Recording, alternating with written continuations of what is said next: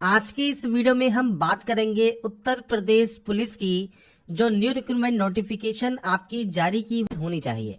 अब यहाँ पर देखिए फ्रेंड्स, आपको इस साइड में देखिए 5 ऑप्शंस मिलते हैं। पहला है अप्लाई ऑनलाइन का, जहां से आप फॉर्म को अप्लाई करते हैं। दूसरा है ओटीपी एक्टिवेशन का। अब सबसे पहले यही बात कर लेते हैं कि देखिए ओटीपी अगर आपके पास नहीं आ रहा है सर्वर की वजह से, तो आप लेट नाइट ट्राई कर सकते हैं, अर्ली मॉर्निंग ट्राई कर सकते हैं।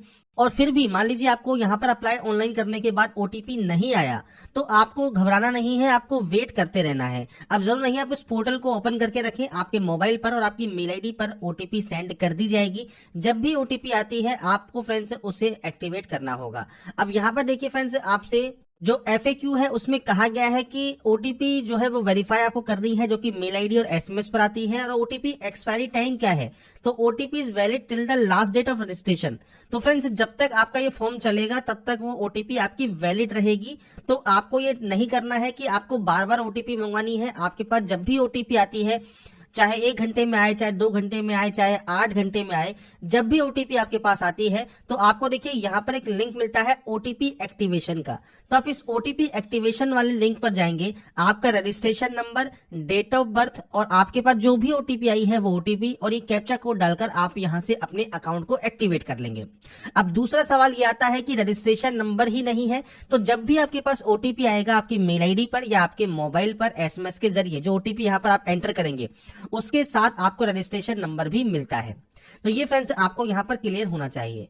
फिर भी अगर आप यहाँ पर देखना चाहते हैं कि आपका रजिस्ट्रेशन नंबर क्या है, तो देखिए फॉरगेट रजिस्ट्रेशन नंबर का भी ऑप्शन आपको यहाँ पर दिया गया है। आप कैसे यहाँ से रजिस्ट्रेशन नंबर ले सकते हैं, तो आपको इस ऑप्शन पर क्लिक करना होगा। और क्लिक करने के बाद यहाँ पर देखिए मल्टीपल ऑप्शन हैं। पहला है मोबाइल नंबर, तो आपका 10 डिजिट का मोबाइल नंबर आप देंगे।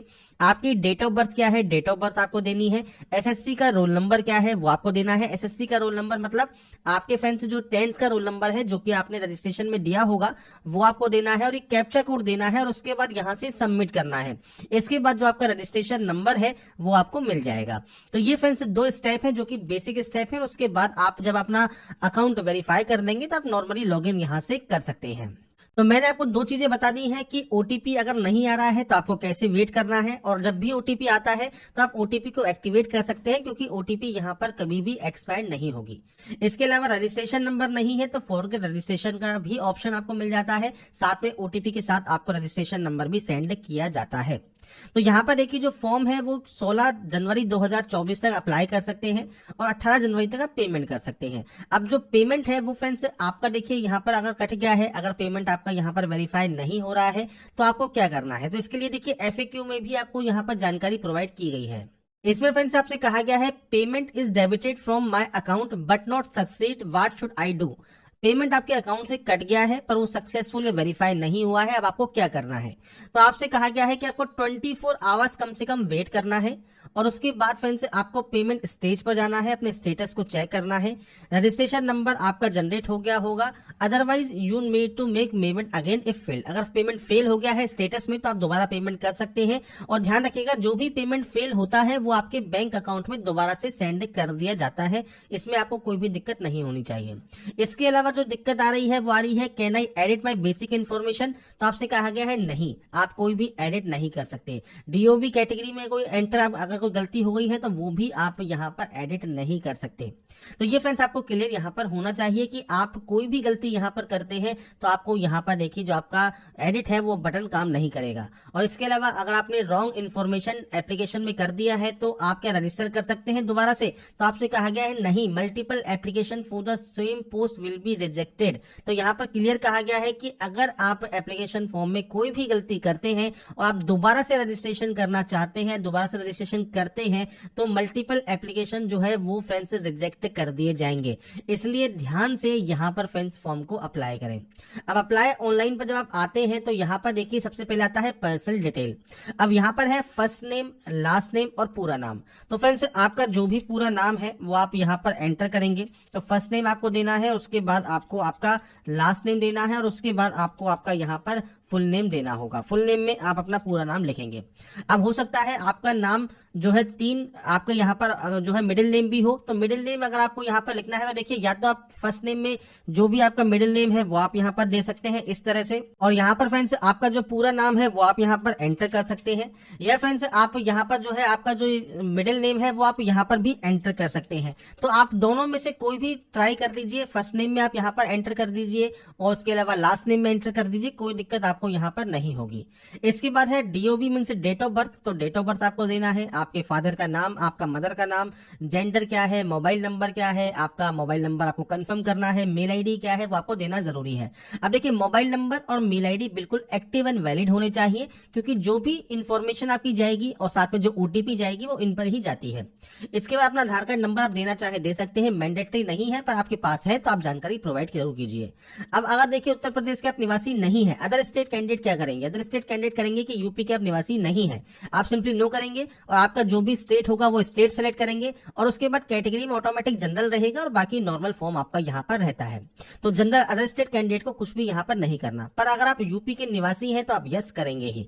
अब देखिए अगर आप यूपी में निवासी हैं और आप यहाँ पर इन जो कैटेगरीज है इससे बिलोंग नहीं करते, तो आपको यहाँ पर फ्रेंड्स पूछता है कि आप लाभ लेना चाहते हैं, अगर आप नहीं चाहते हैं तो आप नो कर सकते हैं। नो का मतलब क्या है कि आपकी जो कैटेगरी है वो सिर्फ यहाँ पर जनरल ही होगी, क्योंकि आप इनमें से किसी भी रिजर्व कैटेगरी का लाभ नहीं लेना चाहते। पर अगर आप यहाँ पर SC, ST, OBC, EWS, DFF, EXM इन कैटेगरी से आते हैं तो आप यस जरूर करेंगे, और यस करने के बाद अब आपका आता है यहाँ पर मूल निवास प्रमाण पत्र की जानकारी, क्योंकि अगर आपको रिजर्वेशन चाहिए तो आप यूपी के निवासी होने चाहिए, तो आपको मूल निवास प्रमाण पत्र जो जारी करने वाला प्राधिकारी है उसकी जानकारी आपको यहाँ पर देनी होगी।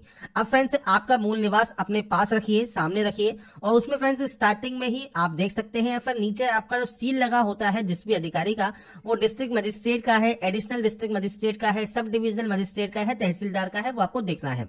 अगर आपके मूल निवास में हिंदी में है तो आप हिंदी में फ्रेंड्स इनको हिंदी में कन्वर्ट करके देख सकते हैं। गूगल पर जाइए, इसको लिख दीजिए sub divisional magistrate in Hindi, additional district magistrate ADM in Hindi. तो फ्रेंड्स आप उसे यहाँ पर हिंदी में जब आप लिखेंगे तो आपको जो है वहां पर शो कर जाएगा कि आपका कौन सा यहाँ पर जो है अधिकारी है जिसने ये जारी किया है। इसके बाद मूल निवास की जारी होने की तिथि क्या है वो आपको देना है। अब देखिए फ्रेंड्स ये आपका नया भी हो सकता है, ये आपका फ्रेंड्स पुराना भी हो सकता है, क्योंकि मूल निवास से रिलेटेड कोई भी जानकारी नोटिफिकेशन में नहीं दी है। ऐसे ही जो आपका सर्टिफिकेट सीरियल नंबर है वो आपको यहाँ पर देना होगा। ऊपर लेफ्ट हैंड साइड पर आपको ये सर्टिफिकेट सीरियल नंबर मिल जाता है। होम डिस्ट्रिक्ट कौन सा है वो आपको सेलेक्ट करना है। इसके बाद आता है कैटेगरी ऑप्शन, तो general, SC, ST, OBC, EWS जो भी आपकी कैटेगरी है, जैसे SC है तो SC सेलेक्ट कीजिए, OBC है, ST है तो आप अपने अकॉर्डिंग यहाँ पर EWS है तो EWS सेलेक्ट कीजिए। आपको बस करना क्या है, यहाँ पर देखिए आपको बताना है कि किसने ये सर्टिफिकेट इशू किया है। जैसा मैंने कहा सर्टिफिकेट पर जाइए, उस पर सील या मोहर लगी होती है और ऊपर भी लिखा होता है सबसे स्टार्टिंग में ही कि किसके द्वारा ये जारी किया गया है, तो आप उसके बेसिस पर यहाँ पर ऑप्शन को सिलेक्ट कर सकते हैं। इसके बाद फ्रेंड्स सेम आपका जो श्रेणी है वो कब आपका जारी हुआ है वो आपको जानकारी प्रोवाइड करनी है। सर्टिफिकेट सीरियल नंबर देना है, कैटेगरी एप्लीकेशन नंबर देना है। अब देखिए ये मैंडेटरी नहीं है। EWS कैंडिडेट की अगर फ्रेंड्स आपका सर्टिफिकेट है उसमें कैटेगरी एप्लीकेशन नंबर नहीं है तो आप इसे ब्लैंक छोड़ सकते हैं। पर कास्ट सर्टिफिकेट पे आप जाते हैं तो उसमें फ्रेंड्स एप्लीकेशन नंबर भी आपका लिखा होता है और आपका सर्टिफिकेट सीरियल नंबर भी लिखा होता है, तो दोनों ही संख्या आपके फ्रेंड्स कास्ट सर्टिफिकेट पर ये मेंशन होती है लेफ्ट हैंड साइड में, ऊपर की तरफ लेफ्ट हैंड साइड में दोनों ही आपके यहाँ पर होती हैं। तो आप अपने अकॉर्डिंग जो आपकी संख्या लिखी है दोनों में वो आप दे सकते हैं। बाकी अगर आप इसको नहीं भी देते हैं एप्लीकेशन नंबर को तो आप इसे ब्लैंक छोड़ सकते हैं। कैटेगरी, सर्टिफिकेट, सीरियल नंबर या प्रमाण पत्र संख्या जो भी आपका लिखा हो वो आप यहाँ पर प्रोवाइड कर देंगे। अब आती है बात की आपका कास्ट सर्टिफिकेट कब का होना चाहिए। तो इसके लिए फ्रेंड्स देखिए जो नोटिफिकेशन है उसको आपको पढ़ना जरूरी है, और मैंने फ्रेंड्स इससे रिलेटेड वीडियो पहले भी प्रोवाइड किया था जिसमें हमने बात की थी इसके डॉक्यूमेंट्स की, सर्टिफिकेट्स की, जिसमें फ्रेंड्स मैंने आपको बताया था कि सर्टिफिकेट कब के आपके होने चाहिए।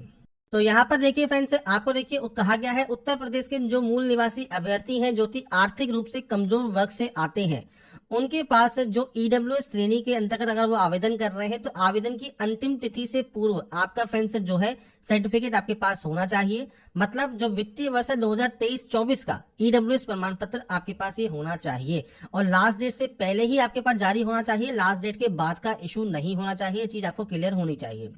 इसके अलावा फ्रेंड्स यहाँ पर देखिए स्वतंत्रता सेनानी है, एक्स सर्विसमैन है, उनसे रिलेटेड आपको यहाँ पर गाइडलाइन दी गई है। अब देखिए बात करते हैं OBC की जो कि अन्य पिछड़ा वर्ग है। इनके लिए जो जाति प्रमाण पत्र है और ये स्टेट के ही चलेंगे, आपके सेंट्रल गवर्नमेंट के नहीं चलेंगे। इसमें जो सर्टिफिकेट है ये 1 अप्रैल 2023 के बाद का होना चाहिए और इस भर्ती की अंतिम तिथि से पहले का होना चाहिए। तो ये चीज आपको यहाँ पर ओबीसी के लिए कही गई है, पर एससी एसटी के लिए भी सर्टिफिकेट से रिलेटेड कोई भी जानकारी नहीं कही गई है। तो आपका अगर ये पुराना भी है तो भी आप यहाँ पर उसे अपलोड कर सकते हैं एससी एसटी का, पर ओबीसी के मामले में ये आपको जो दिनांक दी गई है इसके बीच में ही होना चाहिए और ईडब्ल्यूएस भी आपके यहाँ पर लेटेस्ट सेशन का होना चाहिए। तो ये आपका यहाँ पर फॉर्मेट रहता है अप्लाई करने का। इसके बाद फ्रेंड्स नीचे आप आएंगे तो यहाँ पर आप डीएफएफ है ये नहीं है, या आपके पास जो आवश्यक प्रमाण पत्र है, उत्तर प्रदेश राज्य सरकार के कर्मचारी हैं, न्यूनतम 3 वर्ष की सेवा आपने की है, तो आप यहाँ पर यस या नो कर सकते हैं। इसके बाद हाई स्कूल बोर्ड का नाम, आपके month and year of passing, आपका result status, roll number, certificate या मार्कशीट नंबर। आप देखिए सर्टिफिकेट नंबर भी दे सकते हैं या आप अपना मार्कशीट सीरियल नंबर भी दे सकते हैं, दोनों में से कोई भी जानकारी आप यहाँ पर प्रोवाइड कर सकते हैं, कोई भी दिक्कत आपको यहाँ पर नहीं होगी।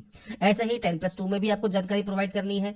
अब यहाँ पर देखिए डीओसीसी या एनएलटी से ओ लेवल का प्रमाण पत्र आपके पास है, 2 साल का टेन्योर आर्मी में काम करने का, या एनसीसी का बी प्रमाण पत्र है, तो अपनी जानकारी यहाँ पर यस या नो में दे सकते हैं।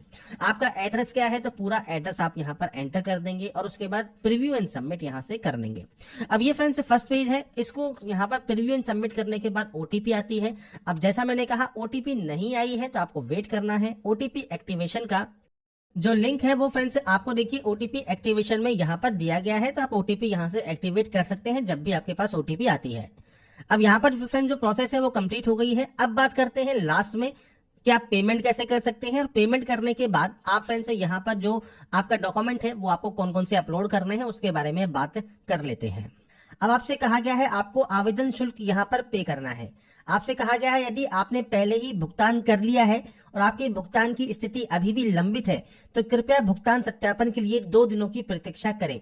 तो अगर आप फ्रेंड्स पेमेंट यहाँ पर कर देते हैं, उस कंडीशन में फ्रेंड्स पेमेंट कंप्लीट होने के बाद अगर आपका मान लीजिए पेमेंट यहाँ पर लंबित है, वो वेरीफाई नहीं हुआ है, तो आपको कम से कम 2 दिन का वेट करना होगा, उसके बाद ही आप दोबारा से ट्राई करेंगे। इसके लिए आपको पे नाउ का ऑप्शन मिलता है, आप इस पर क्लिक कर देंगे। पे नाउ वाले ऑप्शन पर आने के बाद इंटरनेट बैंकिंग का ऑप्शन आपको मिलता है या यूपीआई का आपको ऑप्शन मिलता है। अभी सिर्फ 2 ही ऑप्शन दिए गए हैं, तो आप नेट बैंकिंग का यूजर अगर आप हैं तो नेट बैंकिंग कर सकते हैं, यूपीआई यूजर है तो यूपीआई सेलेक्ट कर सकते हैं।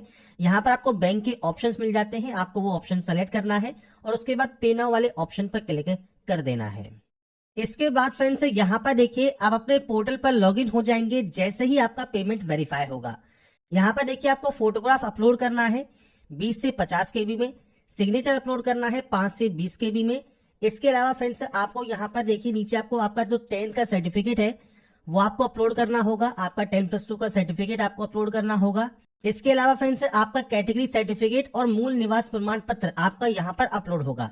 अब यहाँ पर आपसे ऊपर कहा गया है डिजी लॉकर के माध्यम से आप प्रमाण पत्र अपलोड करने का लिंक शीघ्र ही उपलब्ध होगा। अभी जो लिंक है वो अपलोड करने का सर्टिफिकेट डिजी लॉकर के माध्यम से यहाँ पर अवेलेबल नहीं है। तो यहाँ पर फ्रेंड्स आप चाहें तो अभी वेट कर सकते हैं डिजी लॉकर के माध्यम से अगर आप प्रमाण पत्र अपलोड करना चाहते हैं तो। बाकी फ्रेंड्स यहाँ पर आप चाहें तो ब्राउज पर क्लिक करके आपकी जो स्कैन फाइल है वो भी आप यहाँ पर अपलोड कर सकते हैं। तो आपको फ्रेंड्स आपके अकॉर्डिंग यहाँ पर ध्यान रखना है कि आप चाहें तो यहाँ पर फ्रेंड्स आपका जो डॉक्यूमेंट्स हैं वो आप चाहे खुद भी अपलोड कर सकते हैं स्कैन करने के बाद, आप चाहे तो डिजी लॉकर के माध्यम से भी कर सकते हैं। दोनों ही ऑप्शन होते हैं, पर अभी क्योंकि फॉर्म स्टार्ट हुआ है तो डिजी लॉकर का ऑप्शन आपको यहाँ पर नहीं दिया गया है।